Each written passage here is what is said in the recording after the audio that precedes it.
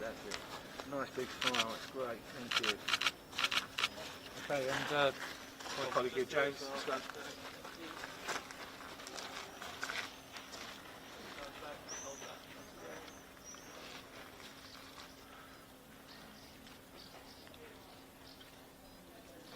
Sorry, yeah, that's lovely. Thank you very much. That's it. Lovely, thank you very much.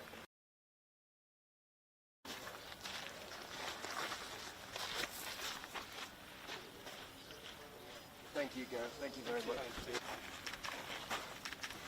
I have to say I was more emotional than I thought I might be, and I think partly to be able to bring the parents with me as well, and my wife, who at different stages of my life have been incredible supports. So yeah, it's an amazing honour. Grateful to the help of so many people for being here, and it was a very special day. I know you and Prince are quite well acquainted anyway, given his senior role in the FA, but what did the pair of you speak about when you were in the ceremony? Yeah, well, it was, I mean, he has been an amazing supporter. You can see when he's watching England, when he's watching Aston Villa, that he's a genuine football fan, and he was deeply passionate about help as president of the FA, and was I getting the right support when I needed it. So it was an immense backing to have. Yeah, he kindly thanked me for what I've done, but what's important now is that the team go on and progress. When you look back on your stint in charge of the national side, going from the sort of hysteria of the waistcoats and the chanting at the 2018 World Cup to the back-to-back European Championship finals, what's the overwhelming feeling you get from your tenure? Well, I mean, I had an amazing experience. To lead your country and to do it for the length of time I did is an amazing privilege. So my overwhelming feeling now is that I'm not missing that either. So, but I hope there are many barriers to winning. Ultimately, we didn't quite get to where we wanted to, but they're in a great position now to take things forward. And obviously you mentioned taking things forward. How do you assess the current squad and their chances under Thomas Tuchel going into next year's World Cup? Yeah, well, I mean, what I learned doing the job is it's important that people on the outside respect the space inside, and I'm in a position where anything I say is going to cause problems for the people in there, so best that I stay out of the way, let them get on with it. They're a brilliant group of players and staff to work with, and I wouldn't be here without everything they contributed and helped me with. So I hope they can go the next step now.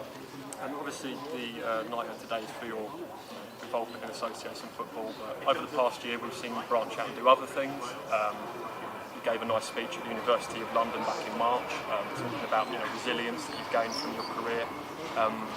What else have you been up to over the past year or so? And have you got any immediate plans or any offers to return to football management?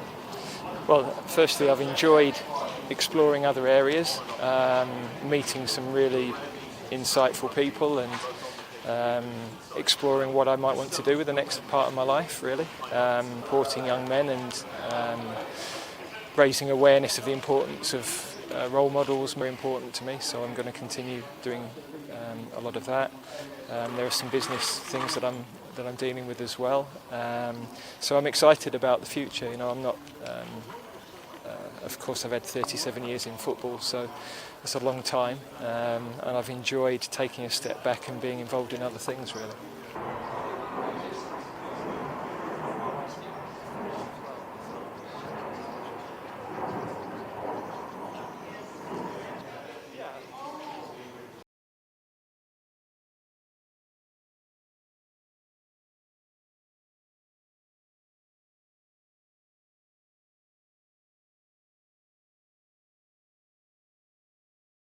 My beautiful Royal Sussex Squad family, welcome back to the channel where we cut through the nonsense.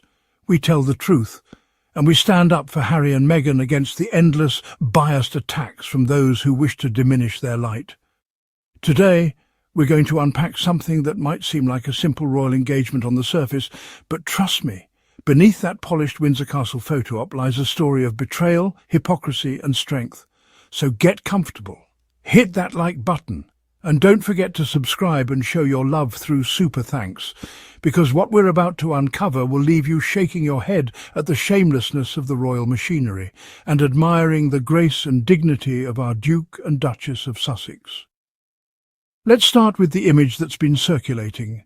Prince William, standing there at Windsor Castle, grinning as he presents an OBE to none other than Jaco van Gass. Now, if you don't know, Jaco isn't just a Paralympic champion. He isn't just a hero of the Invictus Games. Jaco van Gass is, first and foremost, one of Prince Harry's closest friends, a man who walked beside Harry in one of the most gruelling emotional journeys of their lives, a 200-mile trek to the South Pole as part of Walking with the Wounded, a man who credits Harry for being down to earth, for being a true friend, a genuine supporter. And now, here he is, standing next to William in this royal charade designed to show duty, while the very brother who built Invictus, who championed wounded veterans like Jaco, is left out in the cold. Can we talk about the audacity? Because that's what this is, the audacity of William and the Royal Institution to bask in the glow of Harry's hard work, Harry's vision, Harry's heart, and pretend as if they were part of that journey. Let's not forget, Invictus exists because Harry refused to let wounded servicemen and women be forgotten. Because Harry, a veteran himself, knew that service doesn't end when the uniform comes off. Yet now, with Harry conveniently thousands of miles away, living in California, raising his family with Meghan, the very people who've sidelined him are stepping into his space and claiming the credit. And oh, how the press ate it up. The same media that twists every word Meghan says, that invents scandals out of thin air to smear Harry, suddenly can't praise William enough. Look at William honouring a Paralympian, they gush. But where were they when Harry was doing the hard work? When Harry was out in the cold at the South Pole? When Harry was standing up in stadiums building Invictus from the ground up? Silent, or worse, attacking him for not sticking to the rigid, outdated royal script. And Jaco? Let's give him his flowers. He deserves every honour for his courage, his athletic excellence, his service. But let's not allow this moment to be twisted into some photo op that erases Harry's role. Jaco is who he is today, in part because Harry believed in him, because Harry gave him a platform, because Harry walked beside him, not just physically on that expedition, but emotionally, in the journey of recovery, resilience and triumph. Now let's look deeper, because while William parades around Windsor Castle giving out honours, what's really going on? The insiders say it plain as day. William feels deserted. He feels the weight of duty. He feels the gap that Harry's absence has left. Well, of course he does, because that's what happens when you alienate the very person who was supposed to be your partner in this new era. That's what happens when the institution cares more about image than family, when instead of building bridges, you let egos, jealousy and toxic advisors burn them down. But do we see William trying to heal that rift?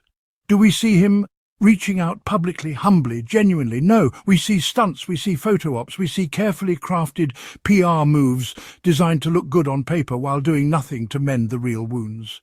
Meanwhile, Harry and Meghan over in California are living their truth. They're raising Archie and Lilibet in a home filled with love, not palace intrigue.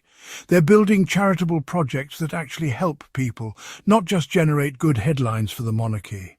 They're showing that you don't need a crown to make a difference. And let's address that Us Weekly quote. Harry and Meghan are highlighting a life of fun and lightness while William's is dominated by duty and public service. Oh, how they try to spin it. As if duty and public service are incompatible with joy, as if Harry's work doesn't count because he dares to smile while doing it, as if Meghan's grace and optimism somehow undermine their impact. Let me tell you, squad, true service is born out of compassion, not obligation. Harry and Meghan's lives are filled with fun and lightness because they are free to be authentic, because they don't wear the chains of a system that values appearances over substance. William could have had that too. He could have had his brother at his side, two modern princes redefining what monarchy means in the 21st century. But the choice was made, whether by him, his advisers, or the firm as a whole, to push Harry away, to try and dim his light so William's could shine brighter. But that's not how it works. You can't dim one star and expect the night sky to be more beautiful.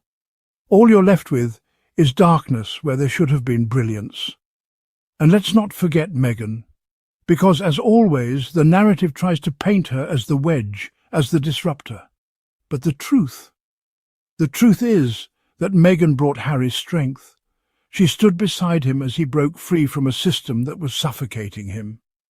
She gave him love, support, and a safe space to be himself, and for that they were both vilified. But look at them now, thriving, happy, making a difference on their terms. That is power, that is success, and that is what the haters can't stand. So what are we left with? A photo of William and Jaco staged for maximum PR impact that tries to borrow the shine of Harry's legacy. But we see through it. We know who built Invictus. We know who walked that 200 miles through ice and pain and exhaustion. We know who stood up for veterans when no one else in the royal family did. And it wasn't William, it wasn't the institution, it was Harry. And it always will be. Before we wrap up, let me say this. Don't let the media gaslight you. Don't let them rewrite history. Don't let them turn acts of love and service into photo ops for those who stood by silently while Harry and Meghan were dragged through the mud. Let's continue to lift up our Duke and Duchess. Let's continue to speak truth to power. And let's never forget that Harry and Meghan chose authenticity over empty titles. And for that, they are stronger than ever. Prince Harry's close ally pictured with Prince William inside Windsor Castle, his relationship with the Duke of Sussex spans many years. Prince William carried out an investiture ceremony at Windsor Castle on Wednesday, presenting an OBE to Jaco van Gass, a 38-year-old Paralympic cycling champion who happens to be a close friend of his estranged brother, Prince Harry.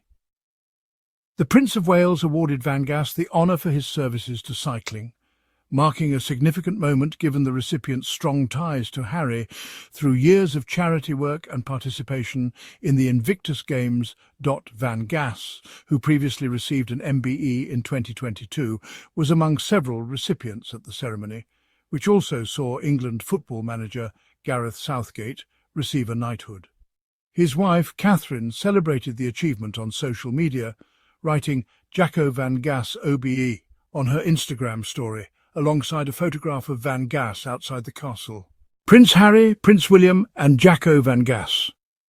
Prince Harry's close ally, pictured with Prince William inside Windsor Castle. PA. The Paralympic champion's journey to this honour has been remarkable. As an amputee veteran, Van Gass has excelled in competitive cycling, earning multiple gold medals at the Invictus Games.